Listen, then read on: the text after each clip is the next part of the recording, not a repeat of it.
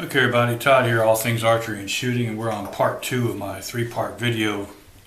It's just a video review of this Bear First Strike bow, the 1993 vintage Bear First Strike bow. This is going to be part 2 of the video setup, how we set the bow up with all the vintage parts that I was able to acquire for it. And we're going to start by getting ready for our ranger session, which will be in part 3, complete range review. First off, I want to point out to you that if you guys remember from the first part of the video, this had like that old felt on here that was all dry rotted and stuff. Well, it literally took me an hour to get that off because it was actually almost part of the bow itself. And I tried everything. I tried goof off, I tried goo gone, I tried acetone, I tried everything to get the sticky residue off, and nothing worked until finally I used Dawn dishwashing soap. I rubbed some Dawn dishwashing soap on there, and it's like that glue just disintegrated, came off really easily. So note to self, whether you ever get old glue off a bow frame, use Dawn dishwashing soap. Also, I noticed when I got the felt off, like someone had something else on there before that. That's been scraped off with like a razor blade or something. Actually scraped it right into the finish, and you can see where they cut across it at. So it was scraped right into the finish. It's not going to affect the bow or anything. I'll put some black stuff on there, like a black marker to hide it. But I did notice that once I took off the felt. Alright, so first thing we do, let's go get this thing set up. We're going to go ahead and let's get the whisker biscuit on it, which is this one here.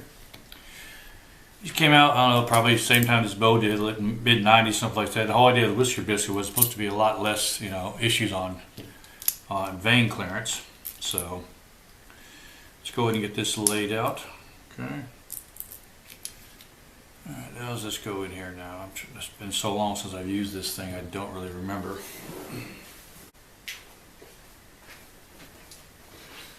Okay, here we go. Yep, there. Okay. Comes off here. If I'm not mistaken, this...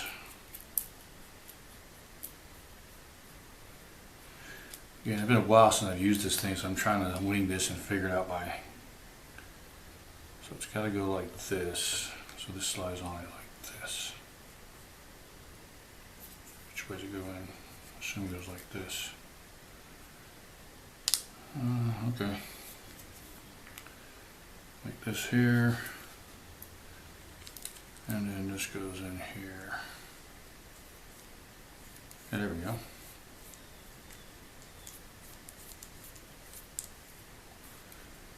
Okay. Alright, that's like that.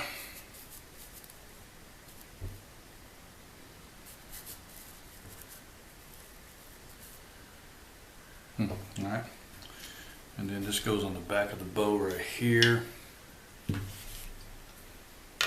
it's fit in right here.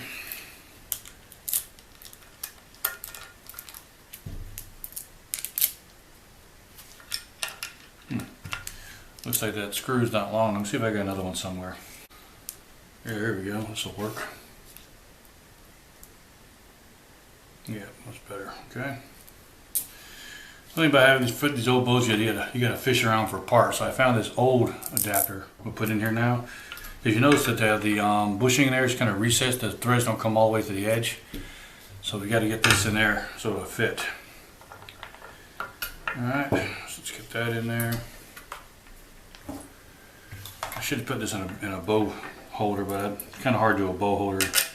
You can see better. All right, let's get this tightened up now. There we go. All right, that works. Now you want to get your bow square. Run your bow square along the flat edge of it. Bring it down to your square part and push up to its square. That's how you square your side. Good and square now. Find the right Allen key for it. Okay, that'll be this one here. Look forward just a little bit.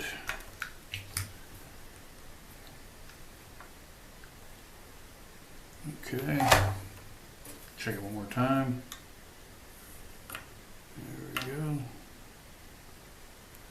And about right there.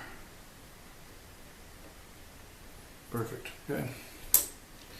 What you don't want to do is you don't want your rest sitting against your riser, because it'll make noise when it bangs against it. You want it just off that riser just a little bit, like that. Okay.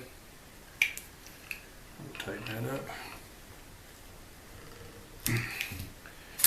Check it for square again. If it's not square, you need to tap it down a little bit. Okay. This is why I never liked these rests, because they never really stayed that tight. Okay, there we go. Got a whisker biscuit on there now. Okay. Alright, now let's check the knock point on it that came with it. I might have to move the knock point, see what it looks like. We'll run the knock point, get your bow square here. It sits right in there.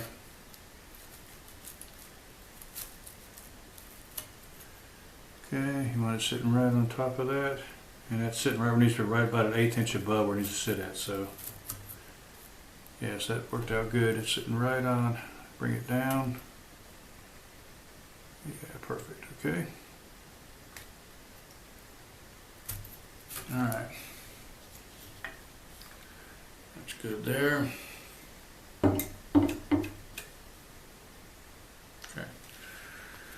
So actually that knock point will work. I'll move it, it's fine. Okay. Let's go ahead and put this on now. This is a, well, I said a paracord. It's a bow sling I made. And I have to put it around here like this.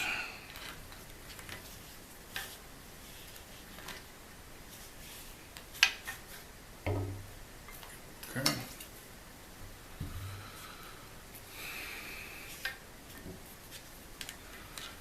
Alright, this goes through in here first. Comes in this way, then it goes in this way. It's made us to remember all this stuff. And it goes down in here like this.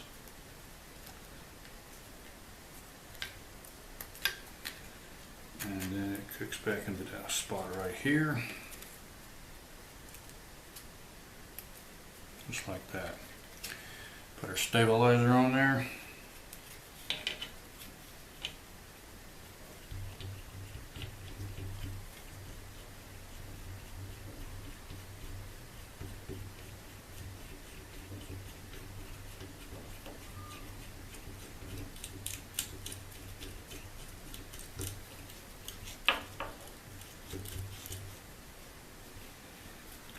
Alright, stabilizer's nice and tight. Okay. That's our bow sling now set up. Make it a little bit tighter. Just pull this through.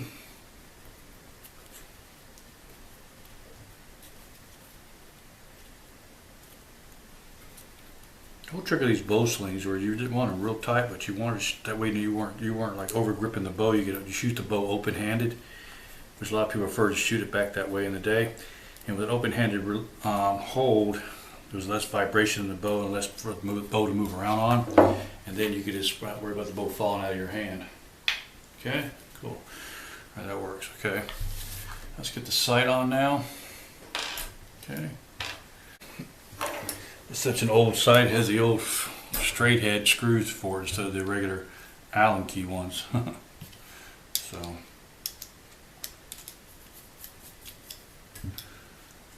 Get these out.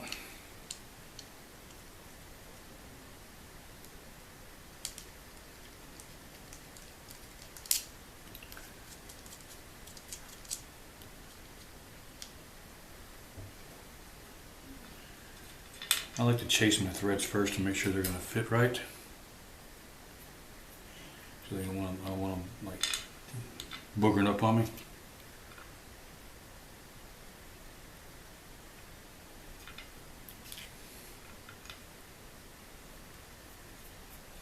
Good. All right. Let's go and get this set up now.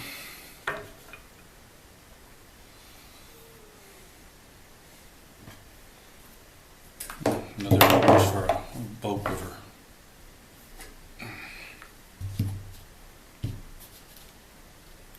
Okay. Let's go and get our sight mounted now. Can you see that? Get over here, you can see it. All right. All right, let's take our sight. Set it up. Now you got two holes here. These two holes are for your quiver. These two are for your actual mount your sight. So don't get them mixed up. Alright, that's that.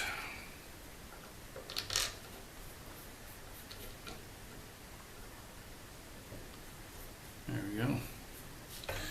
And since these are straight, you don't want to strip these. You want to keep them, use the right size screwdriver that fits it properly. And you get them in there. Normally of these things here, I would put some blue Loctite on them, but that's if I was to keep this permanent, it would be blue Loctite in all these. Lock it down. But this should be good for our for the review purpose anyway. I like to keep my, I'll go in the same way. It's just a look thing, I know, but it's just cosmetic, looks good, you know what I mean? With your lines going the same way. Alright, now I need to find my, oh yeah, I've got a little quickie spacer plate here. Okay, I've got a little quickie spacer plate here. So we'll set that on there. And then that'll hit the quick, because with the new spacer plate, because you put the quiver on, if you notice it, it's going to bang against there, so you got to space it out a little bit, so we'll have to space this out. Alright, so that should be easy enough to do. That way you take your quiver all the way, hang it hitting against your rest. So, remember these old bows they were engineered 40 years ago, so not like the ones now with the recessed handles that cut back. These handles come way out, and always, if you didn't have a spacer, you always end up banging your. It's impossible to get your quiver off. Okay.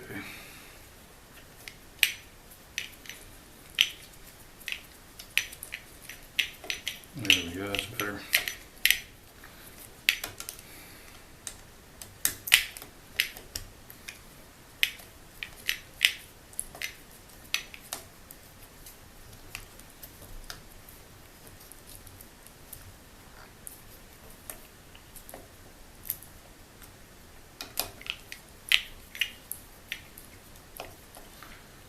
Okay, that's good. That should clear it now. Let's see. Oh yeah, so we're clearing now. Won't bang against it. Okay, good. Alright, so that's done. Okay. So we got a quiver on, we got our rest on, we got our bow sling on, we got our stabilizer on. These are old, these are original 5x5. They're still pretty bright. Look how bright those things are. Now let's go ahead and put in our accessory kit. Alright.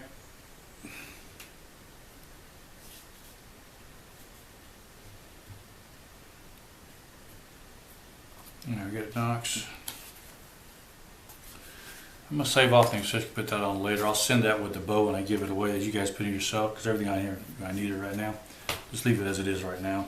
We get a piece of rubber to attach to here and tie this off, and then we should be ready to shoot this thing. Okay, I had to dig deep in my archery tackle box to find a piece of rubber. Fine piece. Let me show you a trick of this now. With this thing here, you want to just take it in your mouth, like this here. Wait a little bit, and then it'll slide over your end really easily. Just like that. Alright, then we'll just tie this to one of the cables here.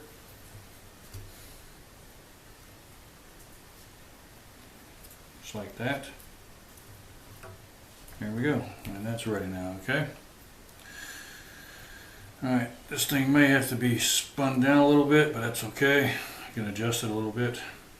Might need to reserve this at a different height. Let me get a release for this now.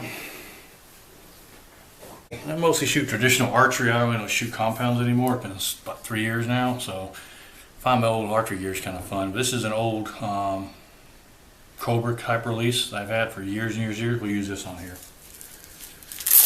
What I'm going to do now is I'm going to check this peep sight and see where it lines up my eye at, if I need to move it or not. Let's do that.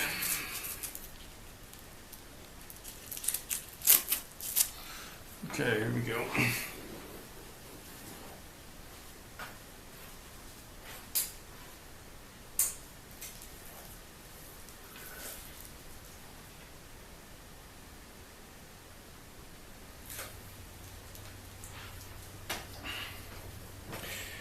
Yeah, that peep sight's got to come way up. Okay.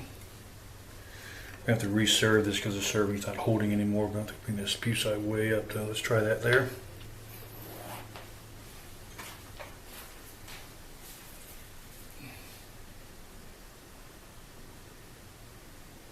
That'll work. That should work right there just fine. Okay. Go ahead and reserve the top of that.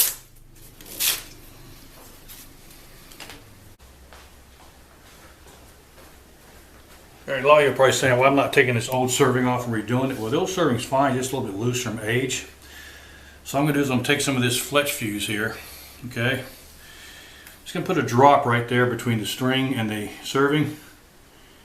And that should pretty much lock it in for me, where it's not going to move on me. I don't want to take a chance on cutting it, because if you cut it, you have a chance of cutting the string. This is an old string, and the string is in pretty decent shape. I don't take a chance of cutting my razor knife. And also, I don't have a bow press anymore to press this together to put a new string on. Well, I've got one, but it's packed away in my shed. Just don't feel like digging it out. But that little super glue there will lock that string in there and it won't go anywhere, okay? So that's good there. All right. While that's dry, let me show you the arrows I came up with for this bow. Okay, everybody, I've looked online to try to find some vintage carbon arrows, like some vintage Beeben or some vintage Eastman carbon arrows that were available at the time this bow was built, but I couldn't find any. I looked all over. And I was able to find some aluminum arrows, 2117s, 2215s of that nature. Most were used. They were running about $5 or $6 an arrow. Probably buying used aluminum arrows, no kind of arrow they're going to be bent or whatever. I was able to find some new aluminums, new old stock aluminums from Easton XX75, but they want almost $100 for the dozen, which I paid. That's more than I paid for the bow. So I decided to do some carbon arrows. So I went out and bought some carbon shafts.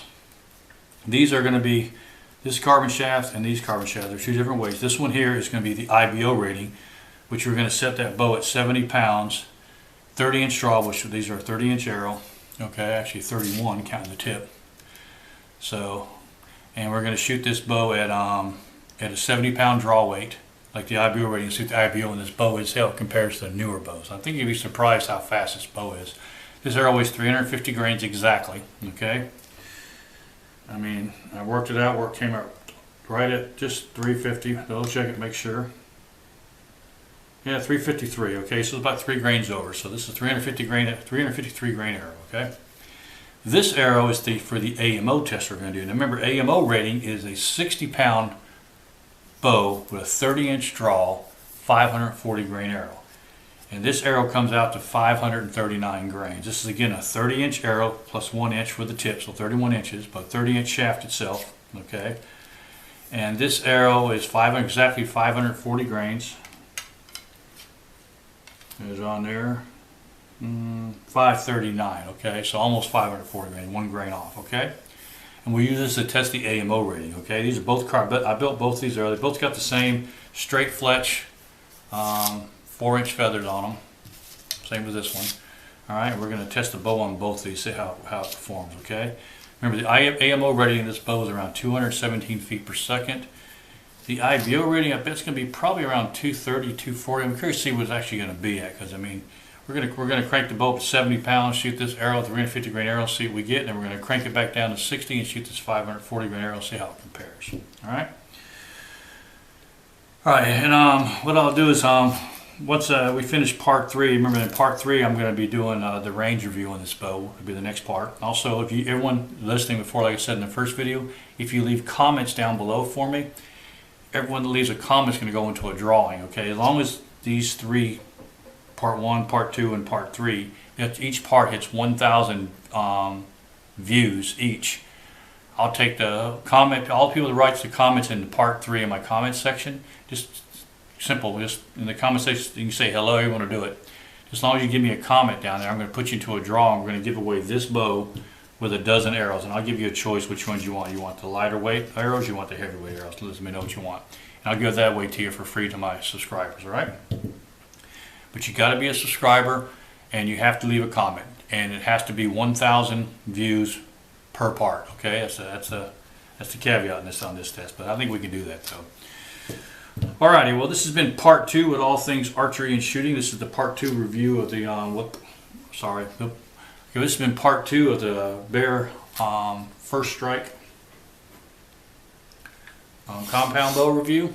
Okay, this is the setup part of it.